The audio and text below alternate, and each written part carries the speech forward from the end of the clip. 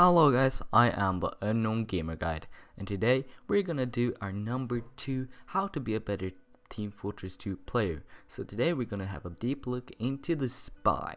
So before we start, I just wanted to say that this is my second tutorial, and even if you are just interested in the spy, I recommend you to go back and watch my first tutorial where I'll actually give you a lot of tips that is fairly good and that I think you will have a lot of use even though you're interested in the spy.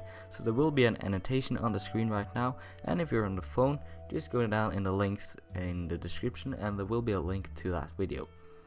But well, let's get straight into it. Okay, so the spy is a very hard class to master. There's no point of hiding that. The spy is a hard class to use, but if you can master it and do it right, you will most of the time get on the top of the scoreboard. And of course that's something that everyone wants to do, and of course you may be wondering how they can do it.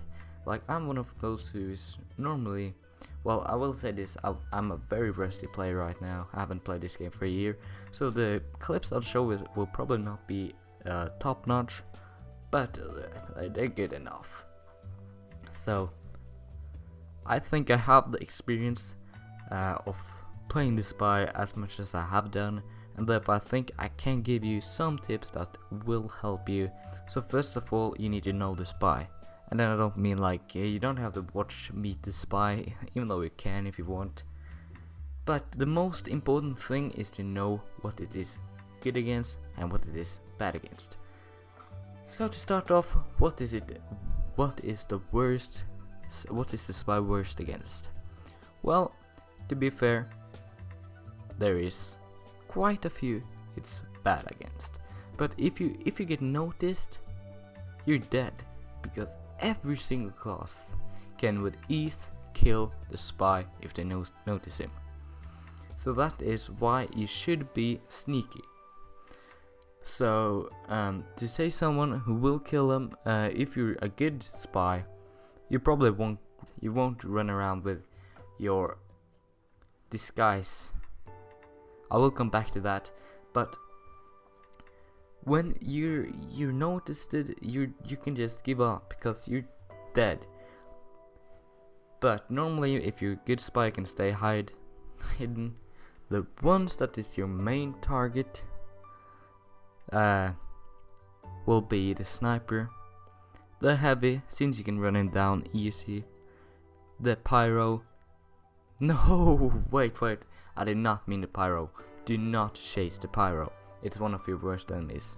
I meant the sniper, since he's normally still standing, and if you have this back saving thing, just shoot him with your gun, because that's the most efficient way, because if not, they will notice you that you're breaking their back saving thing.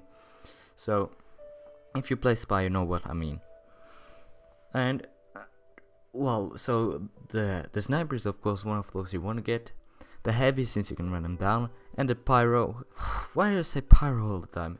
I mean the demo and the soldier. So those 4 classes will be your main priority. So the 2 last ones was because they're slow and their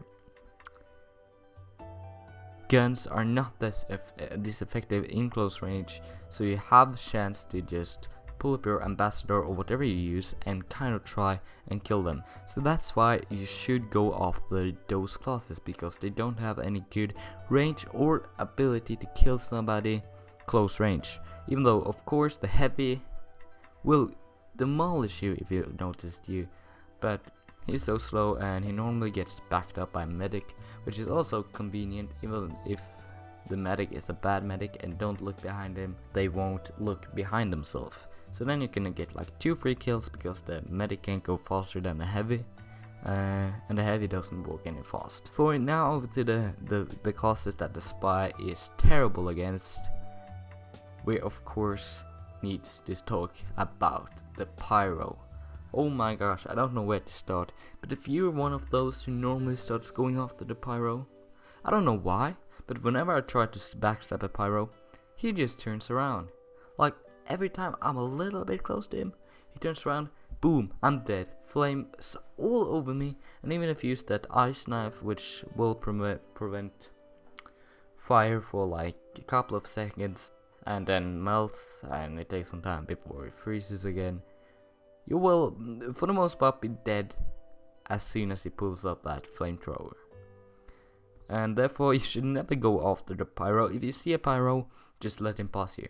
If you're invisible and you see a pyro, just let him pass you. Don't ever bother trying to kill him. It's a waste of time and a waste of a life. And another class that you shouldn't go after, it's a little bit obvious, it's the Scout. So the Scouts, they're one of the classes which isn't like, it's not like you're afraid of them, it's more like you can't kill them.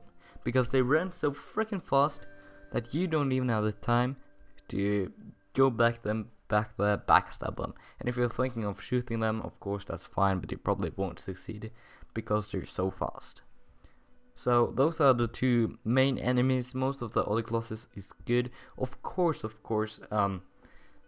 the Engineer is one of those classes that you can be fairly efficient with if you're good at it. I'm not good at taking out Engineers. I'm not fast enough to switch to my Sapper.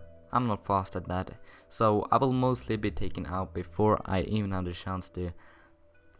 Well, when you're gonna kill an Engineer, you normally have to first backstab him and then sap the thing, or else you're gonna sap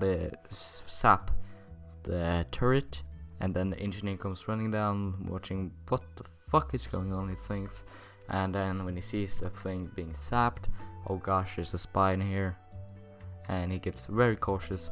He like goes with the back into the wall and starts repairing the gun again.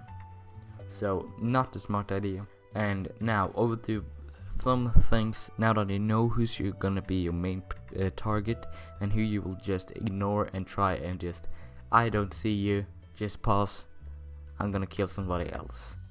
This is one of the mentalities that you have to go through, because you need to know that you can stand up against every single class.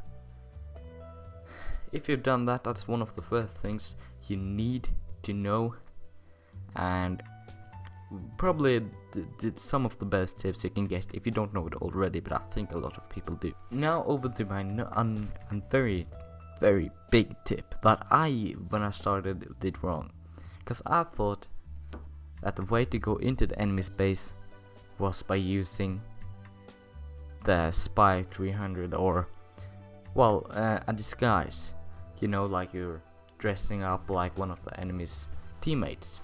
Well, that's not the way to go. The dressing up thing is for the most part just to fool turrets, but they're not a disguise. They're not a way of getting into the enemy's base. If you think so, you probably died a lot of times. What they're used for is only to get past turrets. If you're using them to try and get into the enemy's base, people will start wondering there's just something wrong about trying to be any kind of class in another's room. I mean, I don't know how good you are at psychology or whatever you need to know, but you won't think exactly like another teammate of, for example, if you're the red team, you won't think like a blue team member, because you're gonna go after getting behind enemies. And when I'm an enemy, I look strange at people coming towards me when they can just go straight into the battlefield.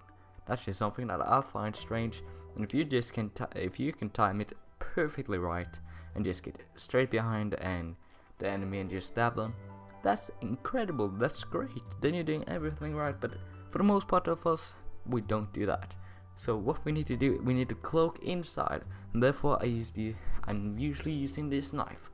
Sorry, I'm usually using this cloak thing. I'm not sure what I'm gonna call it, but the invisible thing that makes you invisible. This can make you invisible for as long as you like. As long as you are standing still, then it will recharge the time that you can be invisible. So that's one of the greatest things. I know a lot of you guys usually use the dead ring, which will kind of look like you kill yourself, or if the enemy has killed you and then you're still alive. But that's more for aggressive things, and if you're using that, you're playing in a very, what should I say, hard. You're playing a very, very hard way of playing the spy. If you want to be on the top of the scoreboard, it's probably a good way, but still, I think that slow and steady and don't rush is probably the best things of how to be a better spy. You can't run all the time and like go straight into the middle of the heart of the battle, because you're not that close. You're not the heavy, you're not the one who should take all the damage. I mean, you only have like 150, 60, I can't remember the exact number, but you don't have that much. You don't have that much health, and therefore you can't do that. And you have a crappy gun. Even though the ambassador is probably useful, it's not. It doesn't even come close to any other gun. For example, the flamethrower, the shotguns, the force of nature, every kind of turret. Yeah, everything. It's impossible to match those guns. Of course, it's a good secondary, but you need to play slow and steady and use the knife to be able to get kills.